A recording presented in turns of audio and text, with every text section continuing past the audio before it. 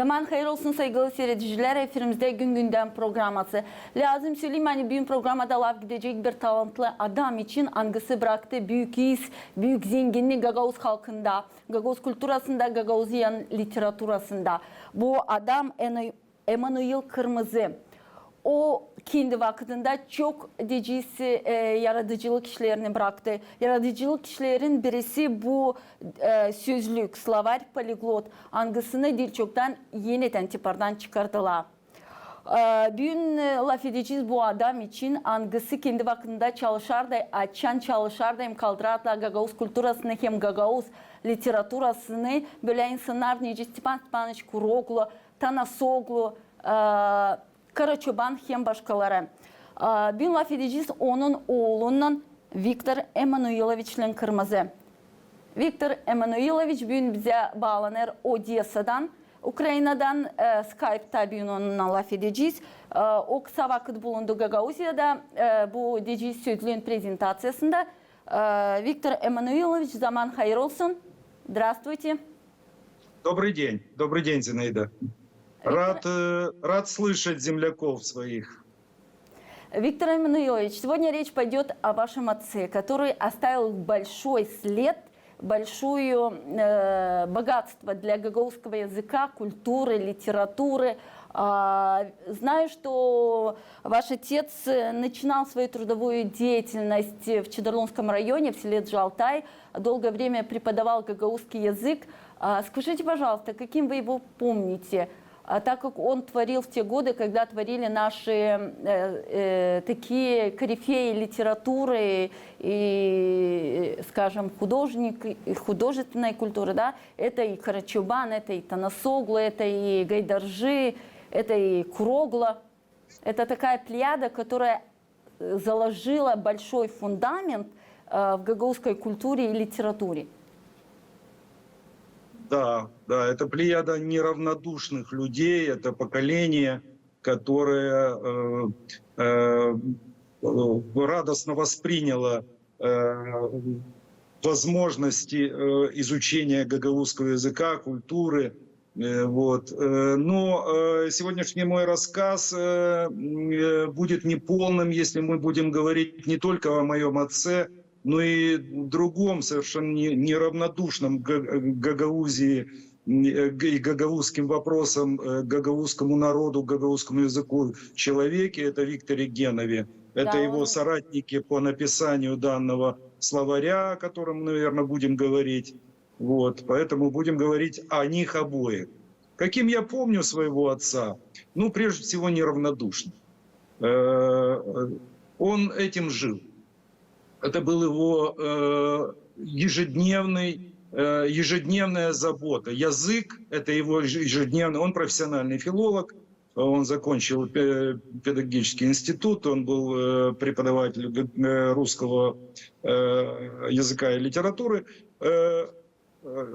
Да, чтобы я не забыл, значит, он 6 раз прочитал «Войну и мир».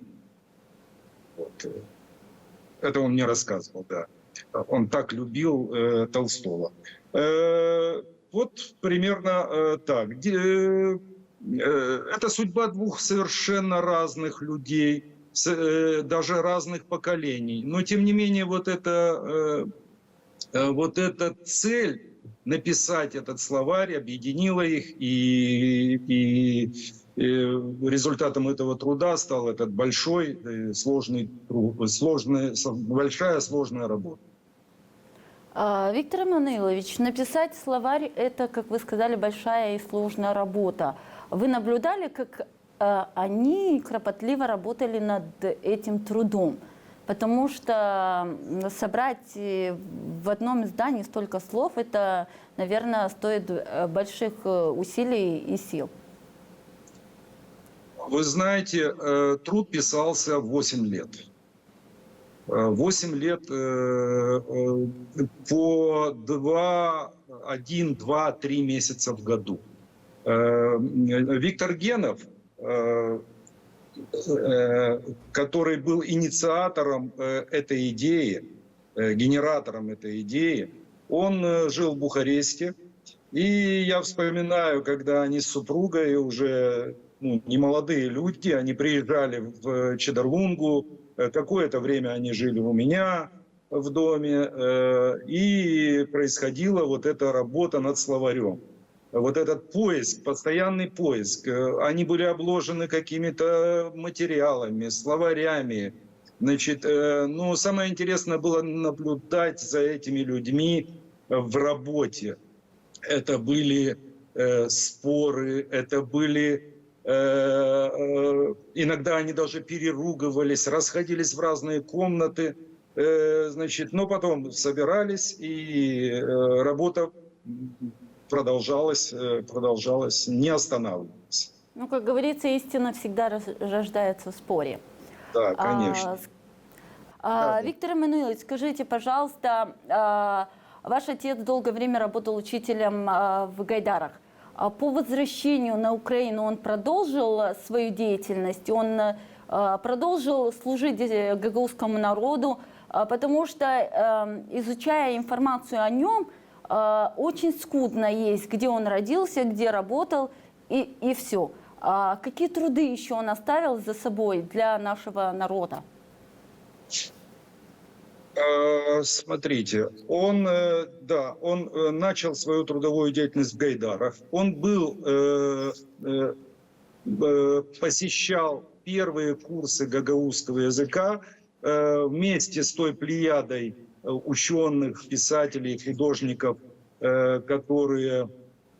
которых вы называли в начале нашего разговора.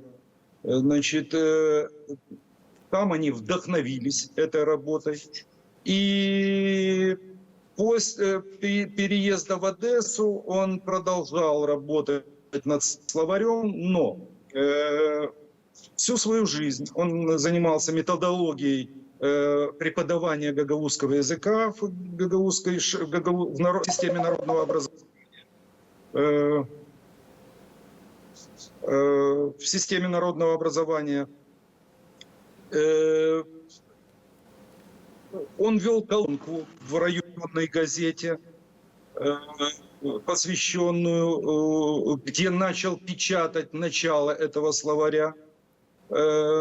Потом он издал первый учебник для 2 класса для детишек на гагаузском языке. Следующая его работа была, он работал над детской Библией. Вот то, что я как бы помню и знаю. Ну и последняя работа, когда он уже был довольно больным человеком, он по заданию украинского правительства он перевел, если я правильно назову, это «Хартия национальных языков», перевел на гагаузский язык вот эту хартию Совета Европы, вот, и передал ее украинскому правительству. Алло? Виктор Эммануилович, скажите, пожалуйста, после того, как он переехал в Одессу, да, чем он занимался, кроме того, что творил? Продолжил ли он преподавательскую деятельность? Он активно сотрудничал с местной гагаузской общиной. Вот, какое-то время там работал. Преподавательскую деятельность уже здесь он вел какие-то курсы небольшие при общине. Кроме того, я знаю, что он обучал гагаузскому языку священников в семинарии. Это было еще в Молдове. Скажите, пожалуйста, поддерживала его ли супруга в таких вот начинаниях, в том, что он старался продвигать наш гагаузский язык, нашу гагаузскую литературу, культуру? Мама? Да. Мама сама была преподавателем, она была учителем, заслуженный учитель Молдавской ССР была. Поэтому, конечно, она понимала его желание его издать вот этот словарь над этим в этом труде. Но чем могла, помогала. Я объясню, чем. Значит, стол для них всегда был накрыт нашей едой, и это нравилось нашему гостю вот, с Румынии, Виктору. Поэтому они очень любили сюда приезжать и по этой части такие. И гастротур был тоже включен. Вот этим мама и помогала. Создавала условия для его работы, для отца. Виктор Эммануилович, я так поняла, что вы стали непосредственным тоже участником в переиздании этого словаря. Почему возникла такая мысль его переиздать? Вы знаете, мне стали поступать просьбы помочь в приобретении этого словаря. Словари эти закончились, первый тираж закончился. Это был гуманитарный проект, как и сегодняшний. Это был абсолютно гуманитарный проект, ничего коммерческого в нем не было. Первое издание словаря помогли издать турецкие предприниматели в Румынии. Вот. А вот второе издание, мне просто поступало много просьб помочь найти этот словарь. И я понял, что это второе его издание назрело. Поэтому я об этом долго мечтал, готовился. Это все-таки финансово затратный проект.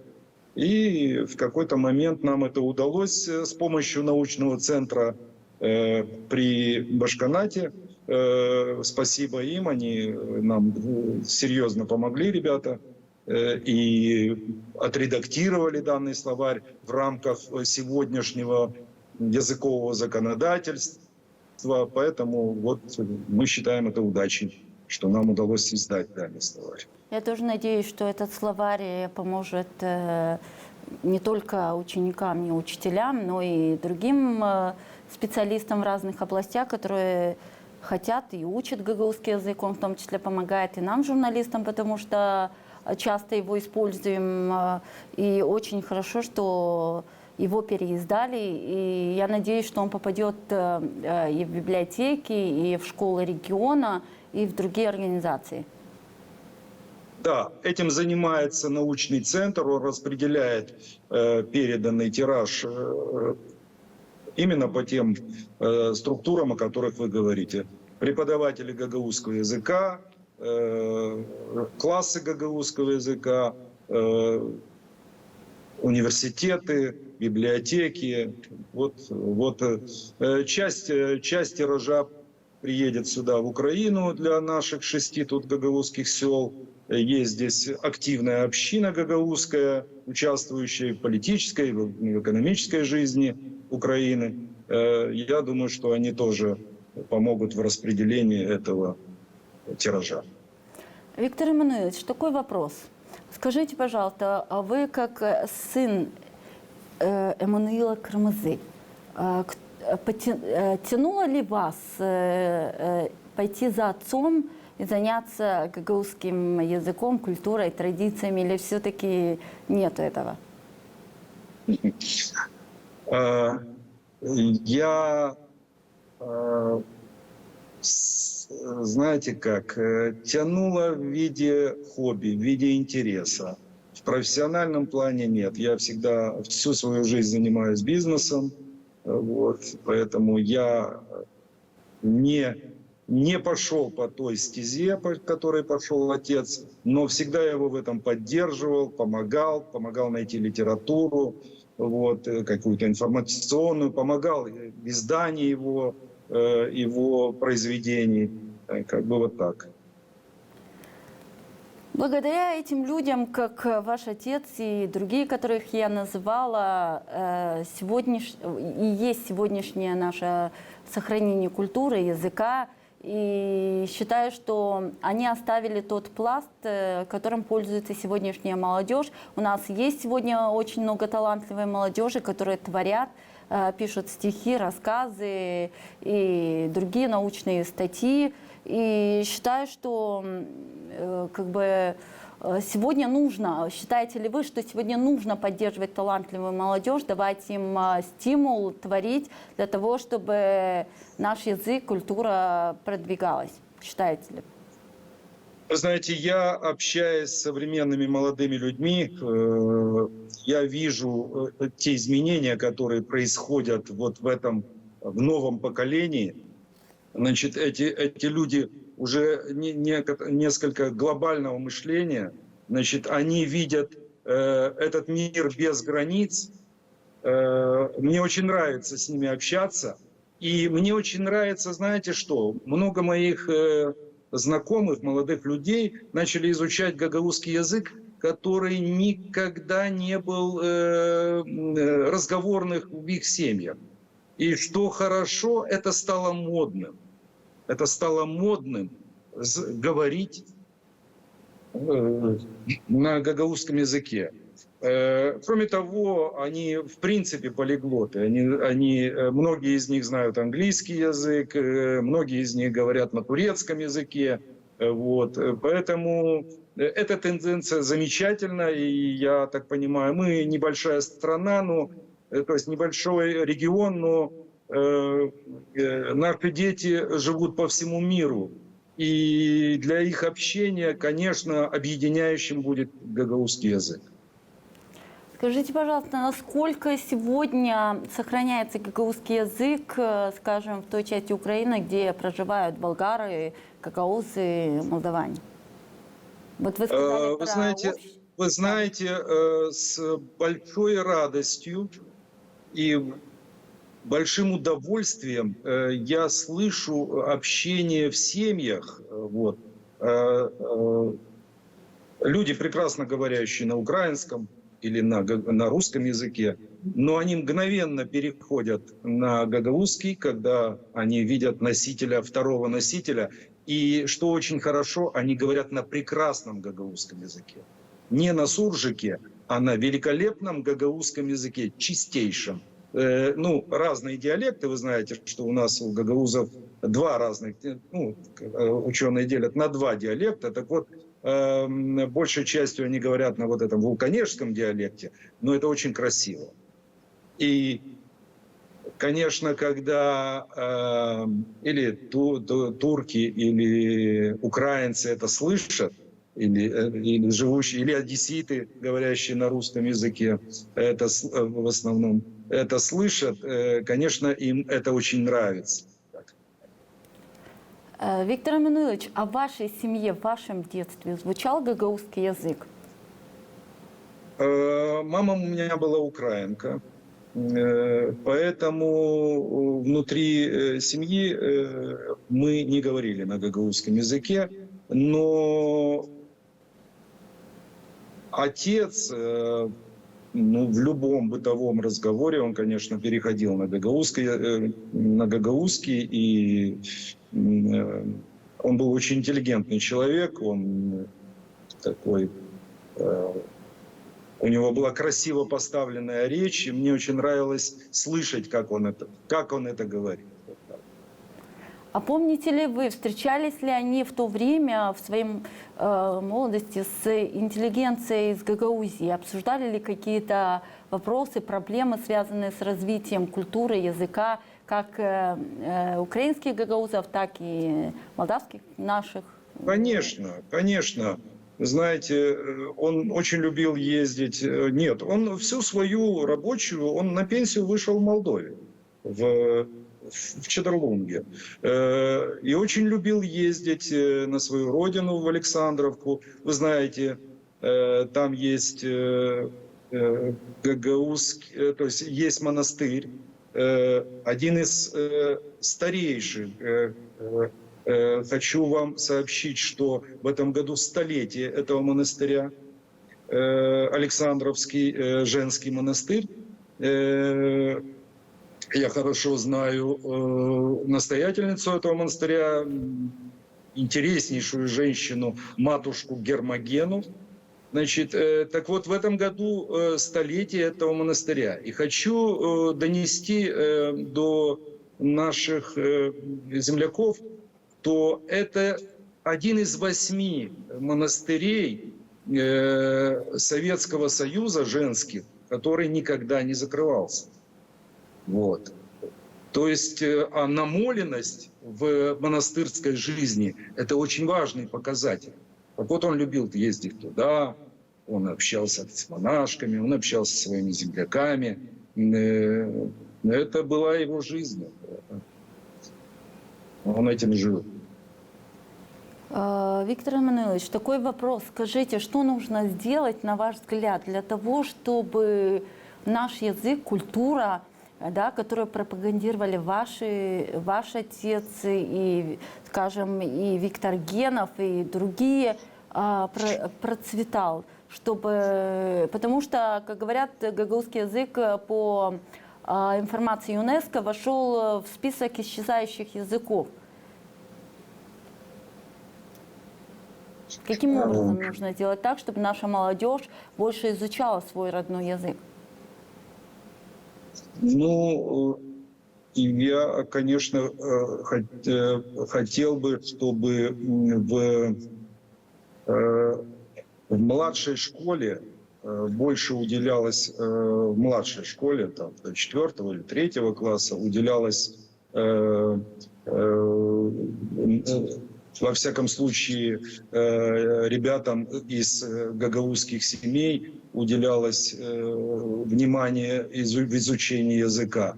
Ну и, конечно, продолжать ту работу, большую работу, которую сейчас проводит наш госуниверситет, которую проводит научный центр, продолжать эту работу, не останавливаться в развитии гагаузского языка и культуры. Вот. Как-то так. Я, правда, поспорил бы с ЮНЕСКО. Я не думаю, что наш язык на грани исчезновения. Да, мы какую-то часть молодежи теряем, но во всяком случае то, что я вижу сейчас на Украине, все ребятишки там с гагаузских сел, они все прекрасно говорят на гагаузском языке, прекрасно, на хорошем литературном гагаузском языке. То есть внутри это где-то поддерживается, я считаю. Виктор Эммануилович, я тоже надеюсь, что наш язык будет процветать. И я надеюсь, что сохранение гагаузского языка в первую очередь идет из семьи, что родители будут общаться с детьми на своем родном языке, он будет и дальше развиваться. Вас благодарю за интересную беседу и надеюсь, что память о таких людях, каким был ваш отец, Виктор Генов, Карачабан и другие, будут жить в сердцах нашей молодежи. Мы не будем забывать, потому что они именно те люди, которые поставили фундамент нашей литературы, культуры и языка. Поэтому будем и дальше говорить о таких людях. Sevgili seyrediciler, isterim söylemeye bizim programımız yaklaştı sonuna. Bin programda laf ettik Emmanuil Kırmızı'nın oğlunun Viktor Emmanuilovich'le. Onun için söylerim kalın sağlıcakla gelen buluşmalara da. Спасибо за внимание.